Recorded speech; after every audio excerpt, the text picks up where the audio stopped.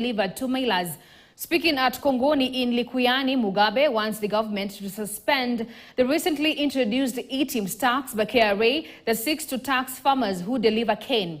Mugabe said this will burden the already suffering farmers, stating that the amendment should be done on the clause anchored. Saizi kampuni za miwa zimeambiwa wakulima hauwezi leta miwa kama hauna electronic tax. Na sasa siwe ni kuumiza watu.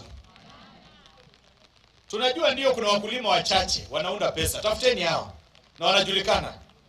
Mambo ya kufuata wakulima wadogo wadogo ambao wanahangaika wapate shilingi 1, 2 watoto waende kusoma, hiyo tunakataa. Hiyo kulima hata haina faida. Ni kubambanya watu. Wanafanya nini? Wanabambanya. Wakulima wanahangaika. Alafu ile kidogo wanapata, unawaambia kwanza weka electronic tax invoice. Ukitoka pale wanasema wanataka kukata 5% for every produce. Saizi hata mtu ya hoteli akitaka kununua kuku kwako anakuambia lazima umuuzie na electronic tax. Na inakuja, unajua hamjaisikia vizuri, inafanya nini? Inakuja. Lakini nataka tupinge hii maneno na mapema. Na wakati walileta mswada wa finance bill 2023, mimi niliangalia hiyo finance bill yote. Nikaona hii kitu ndio itaumiza haswa wakulima wangu.